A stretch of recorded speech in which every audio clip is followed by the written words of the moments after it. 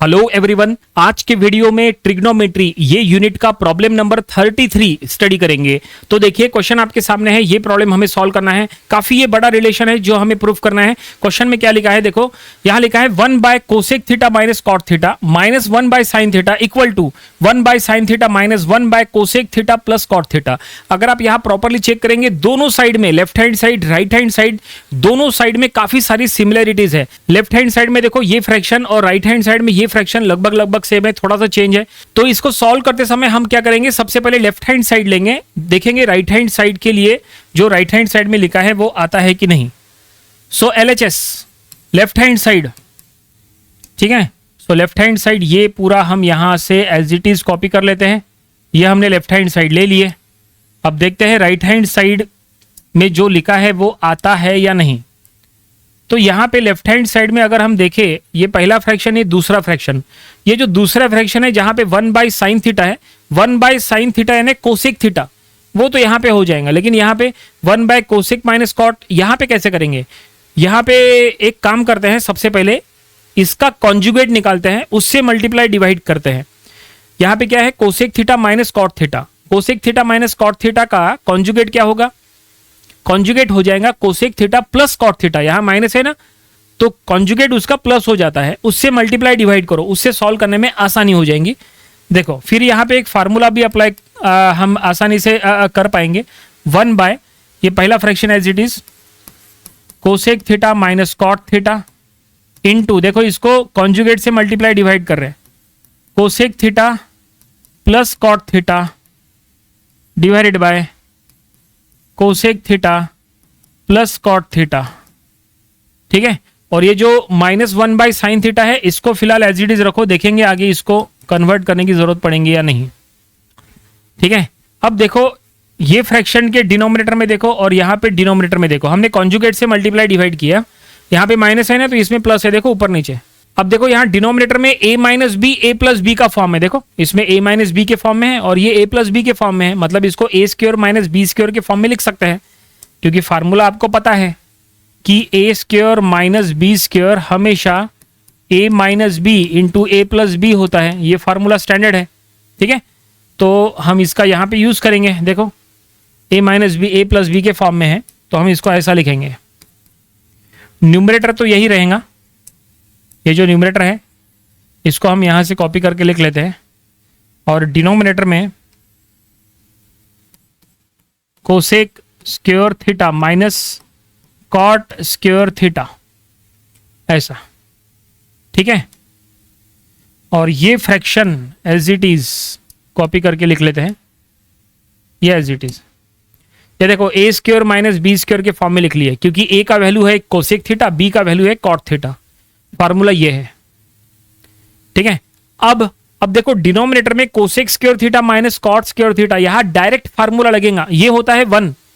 Formula हमने आपको कहा था, फार्मूला जो हमने लेक्चर 1 में बताए थे। देखो ट्रिग्नोमेट्री के ये सारे फार्मूलेज है, ये सभी फार्मूलेज आपको पता होना चाहिए। यहां पे आपको वो फार्मूला दिख जाएगा। देखो अभी जो हमने आपको कहा ना, वो फार्मूला आपको यहां पे मिलने वाला है। ये देखो ये फार्मूला है, फार्मूला नंबर 27, आप देख सकते हैं।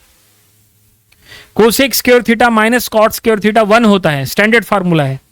और अभी हमने यहाँ पे एक और फार्मूला यूज किया, कौन सा, देखो 1 बाय साइन थीटा, ये देखो 1 by sine theta cosec theta होता है, हम इसका भी यूज कर रहे हैं यहाँ पे। तो चलो हम फार्मूला यूज करेंगे। तो ये लेक्चर 1 वीडियो है, ये लेक्चर नंबर 1। ये वीडियो का लिंक हम आज के वीडियो डिस्क्रिप्शन में दे देंगे, वो वीडियो आप जरूर से देखिए। तो यहाँ डिनोमिनेटर में हो जाएगा 1, ठीक है। तो न्यूमरेटर एज इट इज रहेगा, ये न्यूमरेटर एज इट इज, और ये -1 बाय साइन थीटा यानी minus cosec theta, formula apply किए, ठीक है। और अब यहाँ पे कोसेक थीटा ये प्लस में है, ये माइनस में है, कैंसिल हो जाएगा। और अब जो बचेगा वो लिखो, क्या बचा, ओनली कॉट थीटा, है ना। तो इज इक्वल टू ये बचा कॉट थीटा। अब इसमें कुछ भी सॉल्व कर नहीं सकते, तो फाइनली हमने लेफ्ट हैंड साइड लिए, लेफ्ट हैंड साइड को सॉल्व किए तो ये रिजल्ट मिला, ये हमें मिला LHS। अब आप कहोगे सर LHS तो मिला, RHS तो मिला ही नहीं, RHS में जो चाहिए था वो तो हमें नहीं मिला। मिल जाएगा, हम एक काम करेंगे, ये हमने LHS को सॉल्व किए, ये रिजल्ट आया, चलो RHS को भी सॉल्व करेंगे। RHS को भी सॉल्व करके ये रिजल्ट आता है कि नहीं चेक करेंगे। अगर RHS को सॉल्व करके ये रिजल्ट आया तो हम समझ जाएंगे LHS is equal to RHS, तो ये इक्वेशन प्रूव हो जाएगा। ठीक है, तो चलो RHS को हम अलग से सॉल्व करेंगे। तो चलो हम RHS लेंगे, यहाँ पे RHS यहीं से कॉपी कर लेते हैं। ठीक है, ये हमने कॉपी कर लिया है। अब यहाँ पे भी वही करो जो यहाँ किए थे। यहाँ पे हमने कॉन्जुगेट से मल्टीप्लाई डिवाइड किए थे ना, यहाँ पे भी कॉन्जुगेट से मल्टीप्लाई डिवाइड करो। ठीक है, तो 1 बाय साइन थीटा पहला fraction as it is minus ये 1 बाय ये फ्रैक्शन एज इट इज रखो। ठीक है, ये हमने कॉपी कर लेते हैं, ये एज इट इज रखते हैं और इसको कॉन्जुगेट से मल्टीप्लाई डिवाइड करना है। तो into cosec theta minus cot theta divided by cosec theta minus cot theta. ये देखो हमने कॉन्जुगेट से मल्टीप्लाई डिवाइड किए यहाँ पे, है ना। यहाँ पे भी इसको ब्रैकेट में दे देते हैं। अब आप देख सकते हैं कि यहाँ डिनोमिनेटर में a प्लस बी का फॉर्म है, यहाँ a माइनस बी का फॉर्म है। तो अगर a plus b a minus B के फॉर्म में है तो यहाँ पे भी आप a square minus B square ऐसा लिख सकते हैं।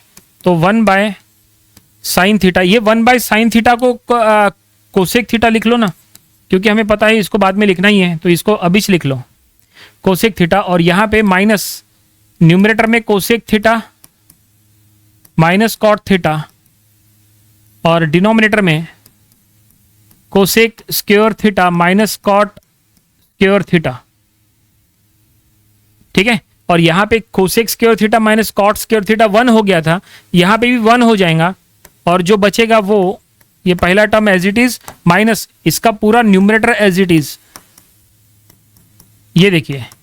और यहाँ पे अब वही होगा जो इसके पहले हुआ था, कैंसिल हो जाएगा कोसेक थीटा और बचेगा यहाँ पे कॉट थीटा, लेकिन माइनस में। अब ये माइनस में क्यों आया, देखो हमसे यहाँ पे एक गलती हो गई, आपको वो गलती नहीं करनी है। जरा ध्यान से देखो हमने क्या गलती की है।